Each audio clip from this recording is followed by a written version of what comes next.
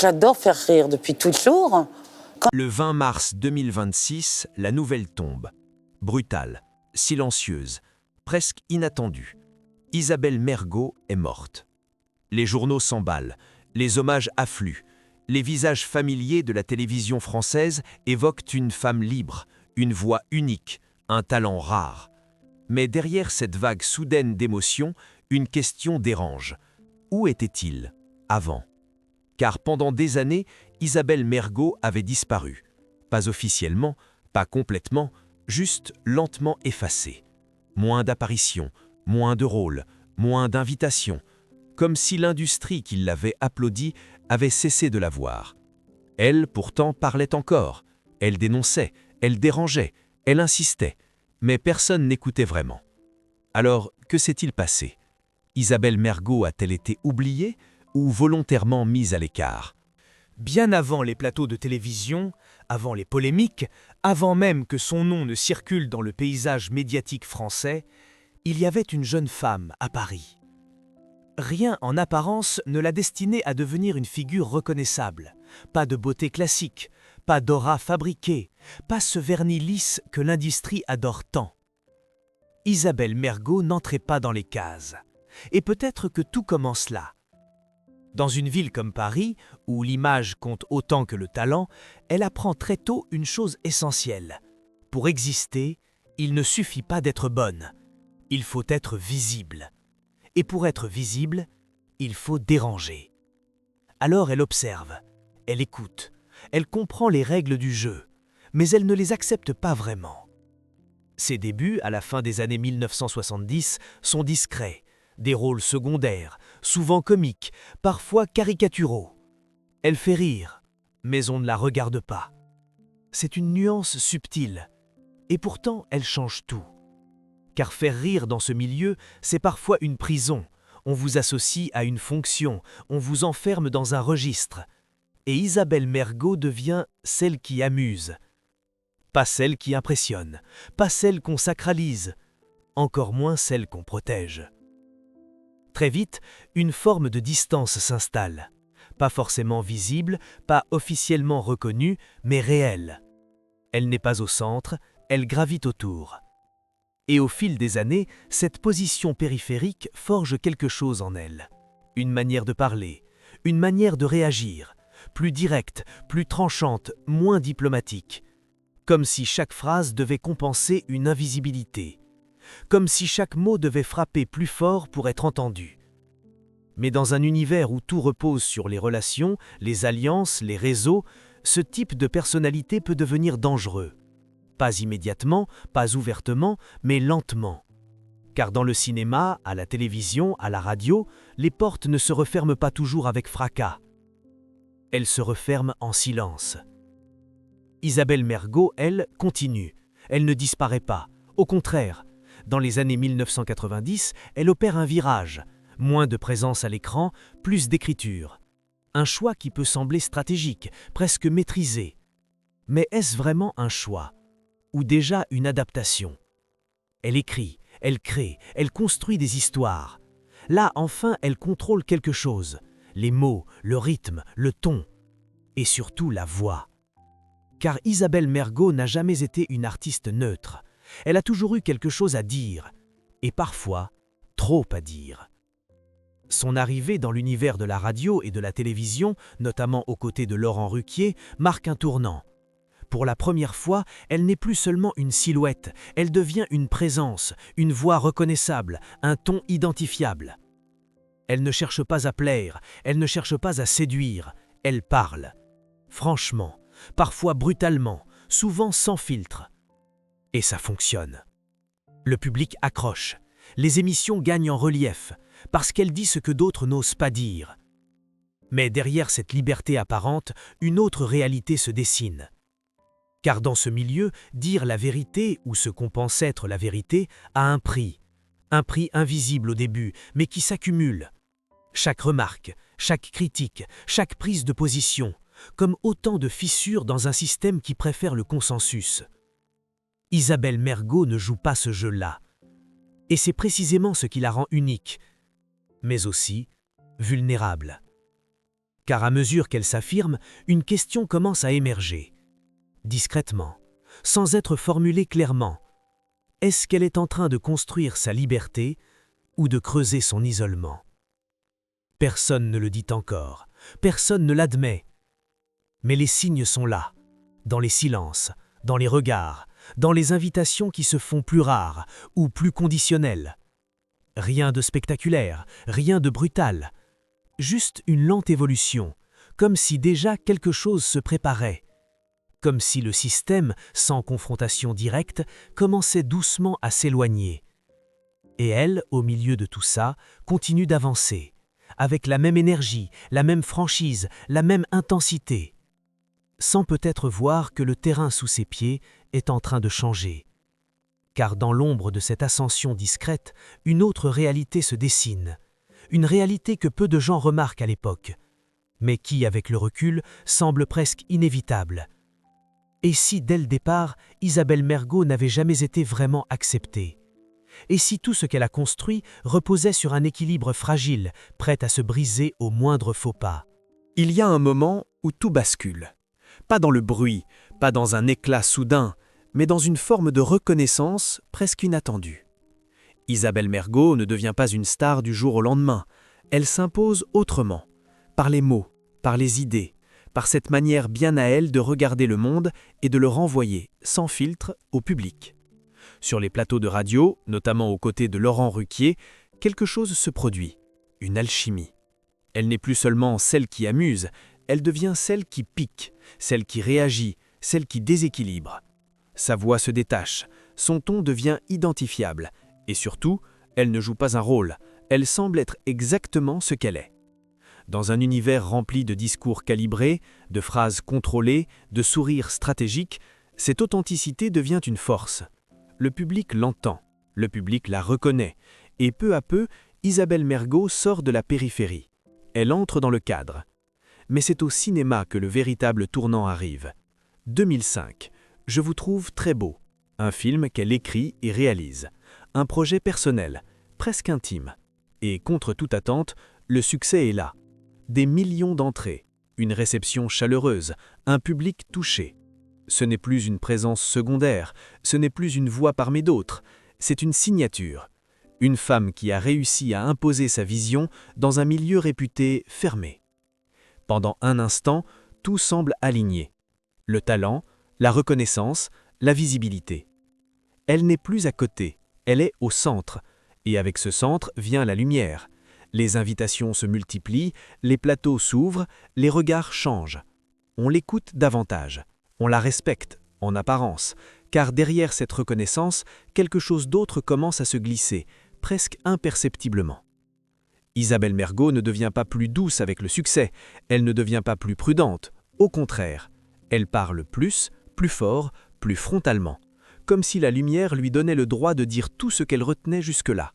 Et c'est là que la mécanique change, parce que le succès, dans ce milieu, n'est pas seulement une montée, c'est aussi une exposition. Et plus la lumière est forte, plus chaque mot devient visible, plus chaque phrase peut devenir une erreur, plus chaque prise de position peut devenir une fracture. Elle critique, elle ironise, elle attaque parfois. Pas toujours violemment, mais toujours clairement. Et dans un système où les équilibres sont fragiles, où les relations sont essentielles, ce type de franchise commence à déranger. Pas immédiatement. Au début, cela amuse, cela crée du relief, cela donne du contenu. Mais progressivement, une question s'installe, silencieusement. Est-elle encore une artiste ou est-elle en train de devenir un problème? Car dans l'industrie du divertissement, il existe une règle non écrite. On peut être talentueux, on peut être original, on peut même être provoquant. Mais à une condition, ne jamais devenir incontrôlable. Et Isabelle Mergo, à ce moment précis, semble franchir cette ligne, sans s'arrêter, sans regarder en arrière, sans ajuster. Comme si pour elle, se taire n'était jamais une option. Mais dans l'ombre de cette ascension, une tension grandit, invisible pour le public, mais bien réelle en coulisses.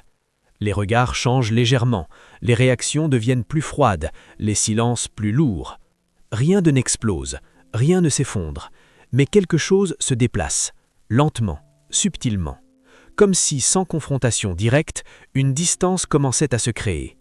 Et cette distance ne vient pas seulement des autres, elle vient aussi d'elle, car Isabelle Mergo ne cherche pas à s'adapter, elle ne ralentit pas, elle ne module pas, elle ne s'inscrit pas dans une logique de compromis. Au contraire, elle semble aller plus loin, toujours plus loin, comme si la seule manière d'exister n'était pas de ne jamais se taire. Mais à quel prix ? Car dans ce type d'environnement, il n'y a pas toujours de sanctions immédiates, il n'y a pas de moment précis où tout bascule, il n'y a pas de rupture officielle.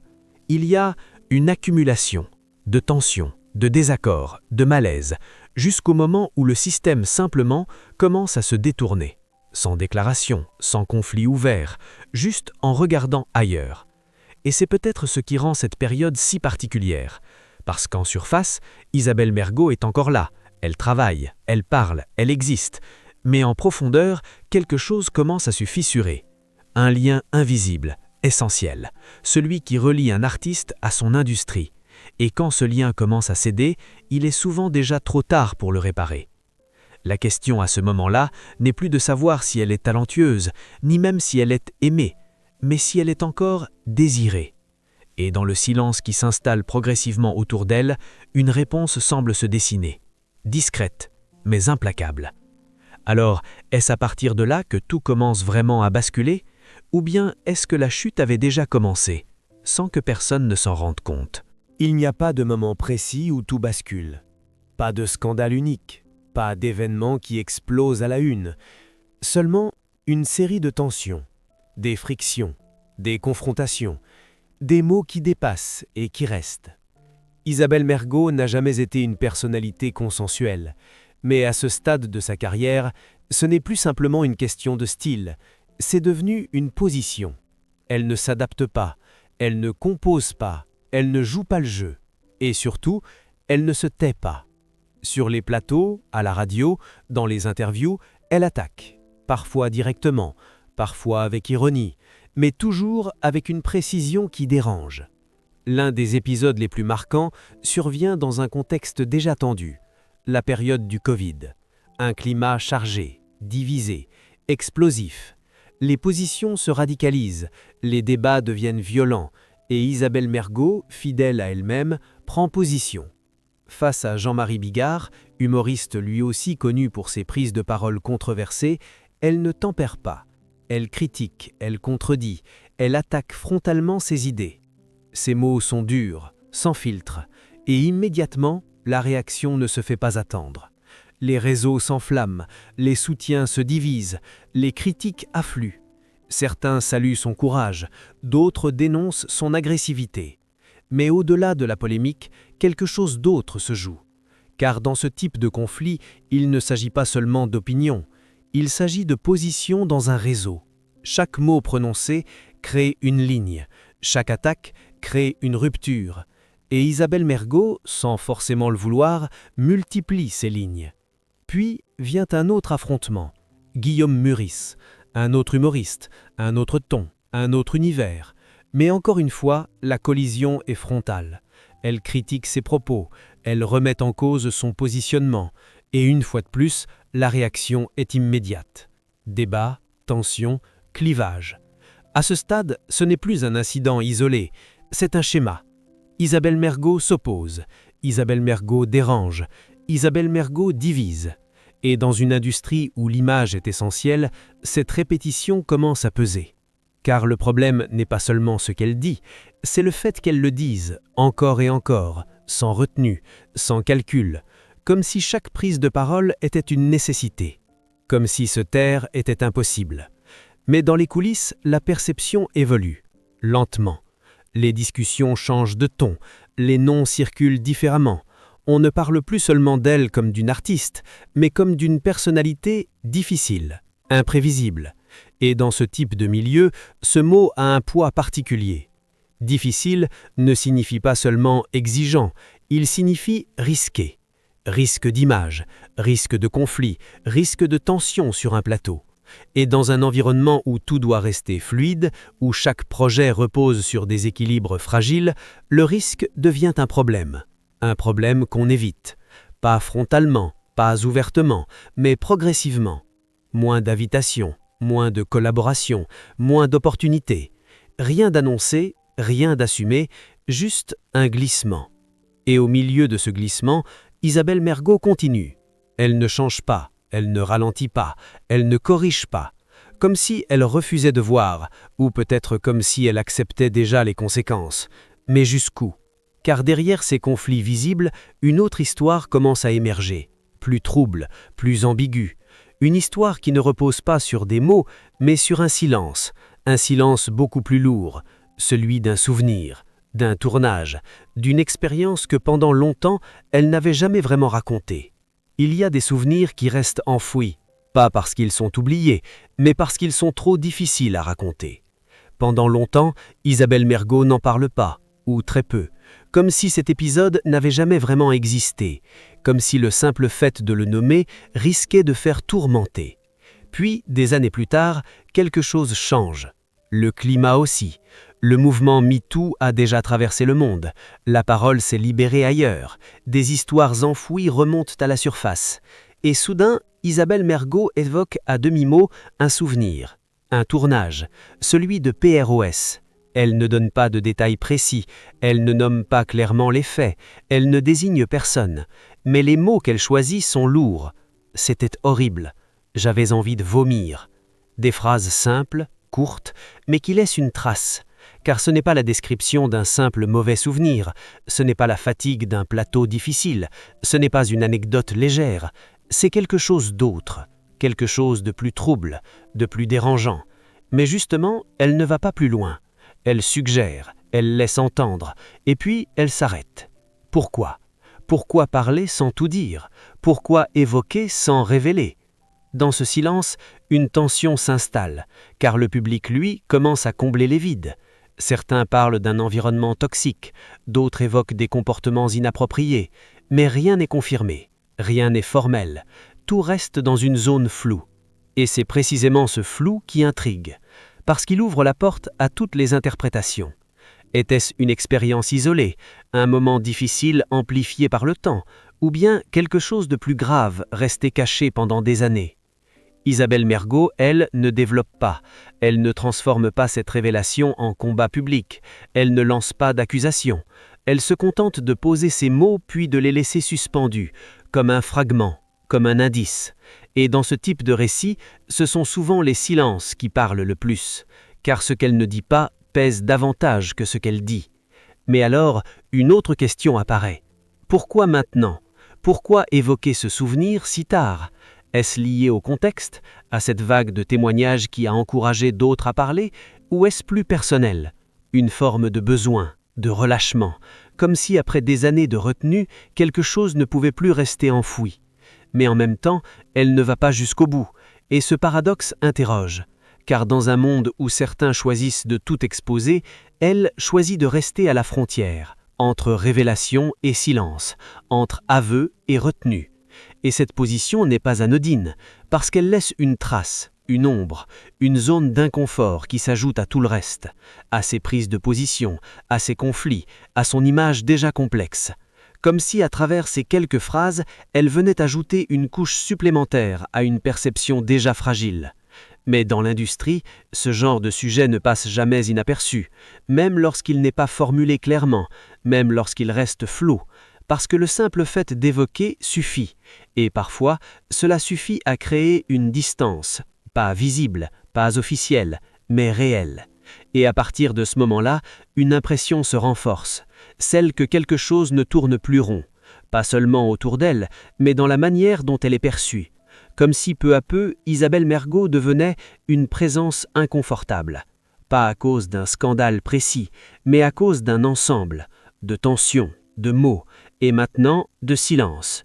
Et dans cet équilibre de plus en plus instable, une autre réalité commence à émerger, encore plus concrète, encore plus difficile à ignorer. Il n'y a pas toujours de chute spectaculaire, pas de scandale final, pas de rupture officielle. Parfois, une carrière ne s'arrête pas, elle s'efface, lentement, presque imperceptiblement. Et c'est exactement ce qui semble arriver à Isabelle Mergo. Au début, rien n'est évident. Elle est encore là, elle intervient, elle apparaît, elle continue d'exister dans l'espace médiatique. Mais ce ne sont plus les mêmes invitations, ce ne sont plus les mêmes projets, et surtout, ce ne sont plus les mêmes attentes.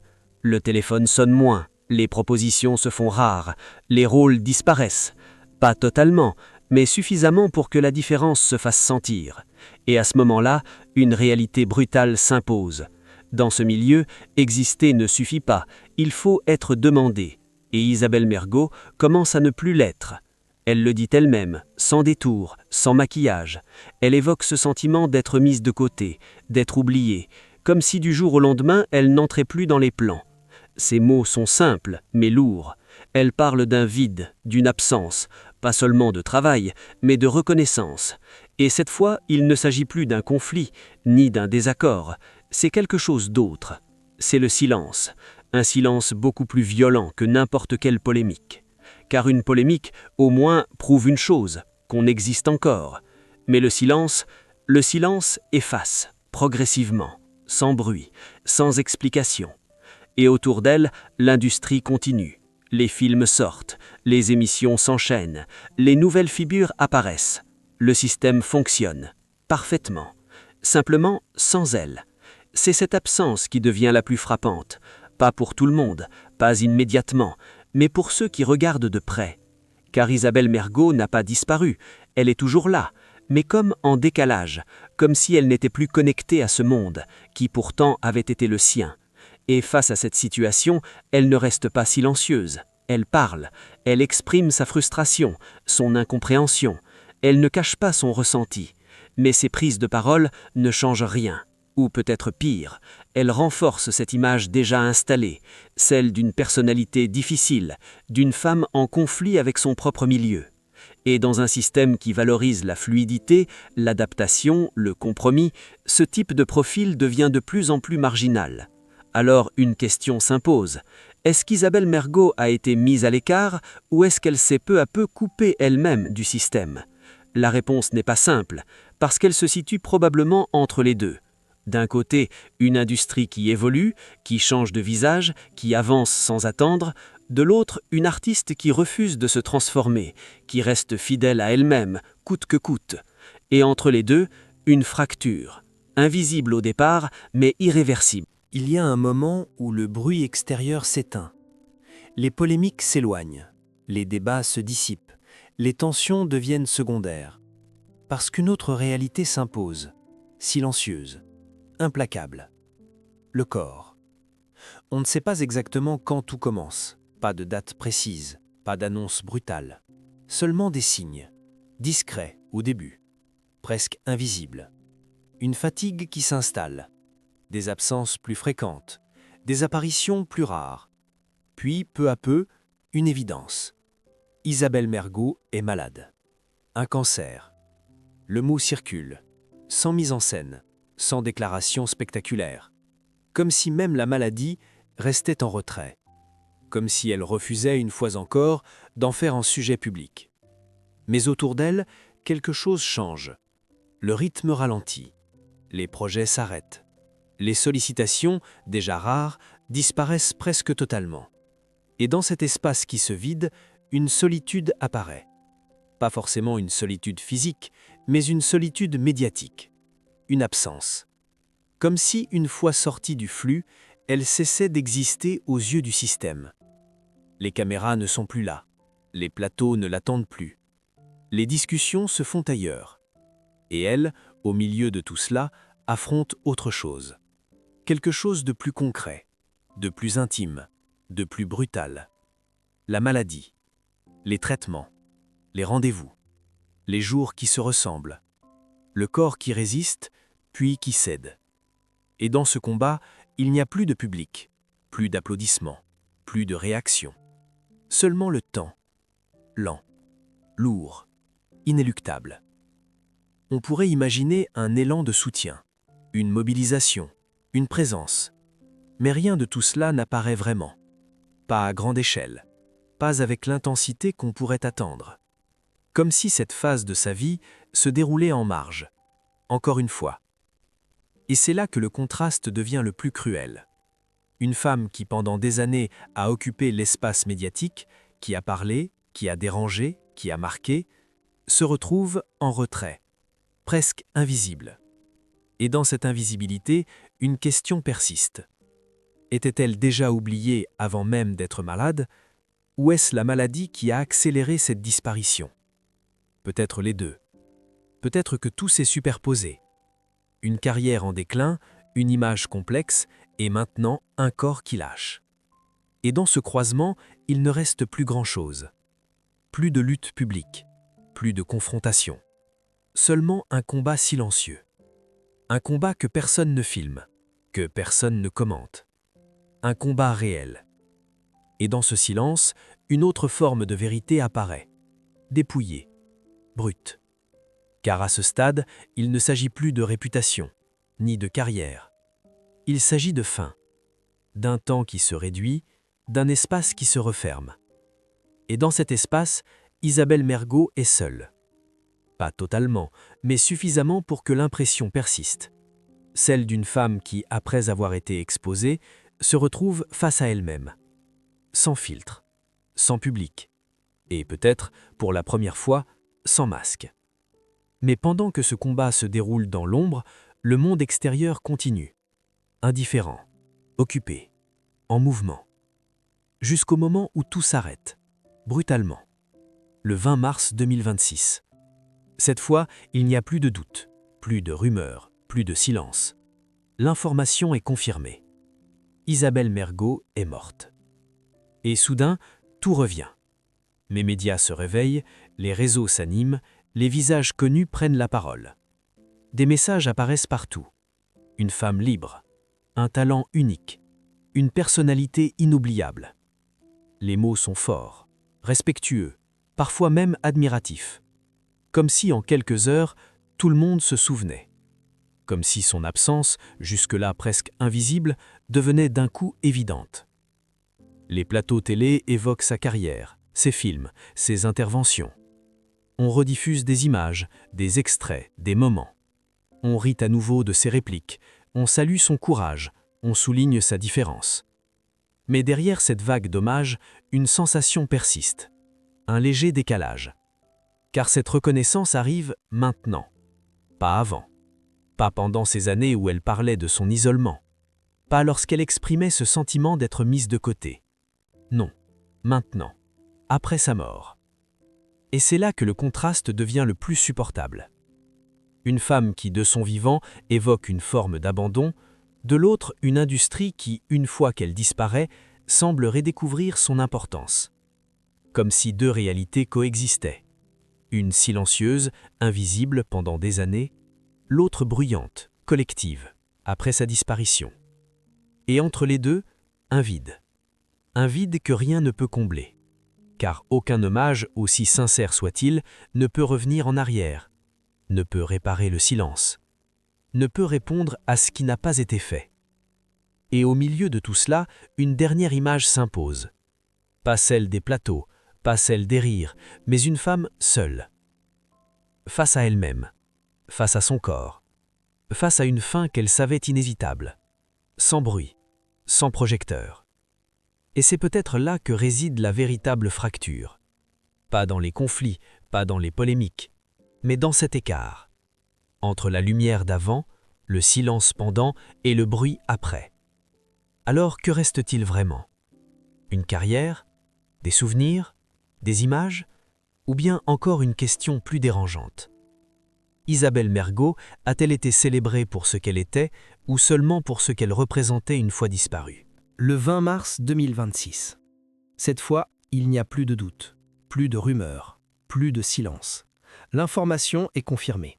Isabelle Mergo est morte. Et soudain, tout revient.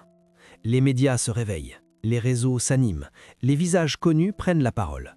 Des messages apparaissent partout. Une femme libre, un talent unique, une personnalité inoubliable. Les mots sont forts, respectueux, parfois même admiratifs. Comme si, en quelques heures, tout le monde se souvenait. Comme si son absence, jusque-là presque invisible, devenait d'un coup évidente. Les plateaux télé évoquent sa carrière, ses films, ses interventions. On rediffuse des images, des extraits, des moments. On rit à nouveau de ses répliques. On salue son courage. On souligne sa différence. Mais derrière cette vague d'hommage, une sensation persiste. Un léger décalage. Car cette reconnaissance arrive maintenant, pas avant. Pas pendant ces années où elle parlait de son isolement, pas lorsqu'elle évoquait le manque de propositions, pas lorsqu'elle exprimait ce sentiment d'être mise de côté. Non, maintenant, après sa mort. Et c'est là que le contraste devient insupportable. Une femme qui disait ne plus être appelée, qui se sentait oubliée, devient en quelques heures incontournable. Comme si la disparition réactivait la mémoire collective. Comme si l'absence définitive rendait soudain tout plus visible. Mais alors une question s'impose. Pourquoi ? Pourquoi attendre la fin pour reconnaître ? Pourquoi ce silence suivi de ce bruit ?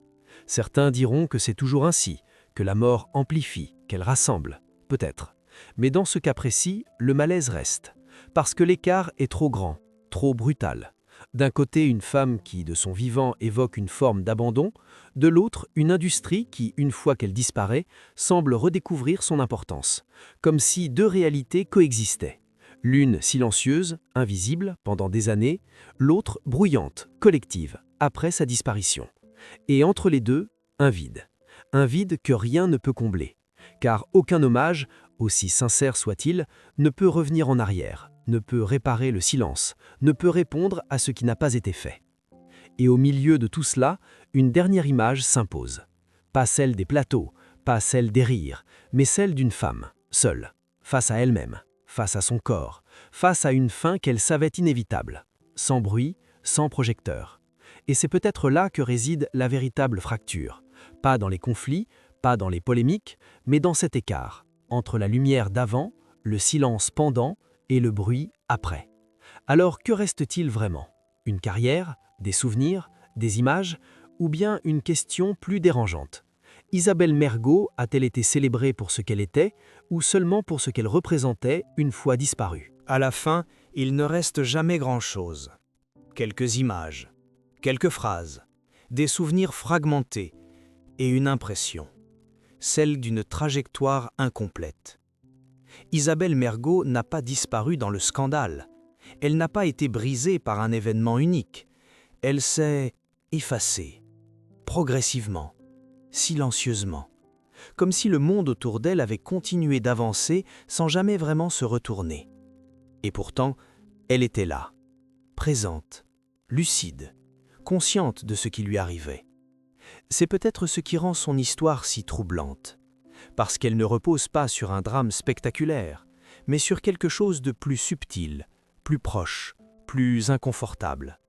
La perte d'attention, la perte de place, la perte de lien. Dans un univers où exister dépend du regard des autres, disparaître ne signifie pas mourir, cela signifie ne plus être vu. Et Isabelle Mergo a traversé cette étape, avant même sa mort. Elle l'a dite, elle l'a ressentie, elle l'a vécue. Et pourtant, rien n'a changé, ou du moins rien de visible, car le système, lui, ne s'arrête jamais. Il remplace, il oublie, il avance, sans cruauté apparente, mais sans mémoire non plus. Alors, que reste-t-il vraiment ? Une femme libre ? Oui. Une artiste talentueuse ? Sans doute. Mais aussi une personnalité qui n'a jamais accepté de se plier. Et dans ce refus se trouve peut-être toute la clé. Car la liberté a un prix, et parfois ce prix n'est pas immédiat. Il arrive plus tard, quand les regards se détournent, quand les invitations cessent, quand le silence s'installe. Et dans ce silence, il n'y a plus de combat possible. Seulement une réalité. On n'est plus au centre. On n'est plus attendu. On est ailleurs. Mais alors, faut-il voir cette fin comme un échec ou comme une forme de cohérence ? Car Isabelle Mergo n'a jamais changé. Elle n'a pas triché. Elle n'a pas adouci son discours. Elle n'a pas cherché à se rendre acceptable. Elle est restée, jusqu'au bout. Et peut-être que c'est là la véritable question. Dans un monde qui exige l'adaptation, faut-il se transformer pour survivre ou rester fidèle à soi-même, quitte à disparaître ? Isabelle Mergo n'a jamais répondu clairement, mais sa trajectoire, elle, pose la question. Et elle la laisse ouverte, suspendue, comme un écho qui ne disparaît pas vraiment, parce qu'au fond, ce n'est pas seulement son histoire, c'est celle de tous ceux qui un jour cessent d'être regardés, sans bruit, sans annonce, juste oubliés.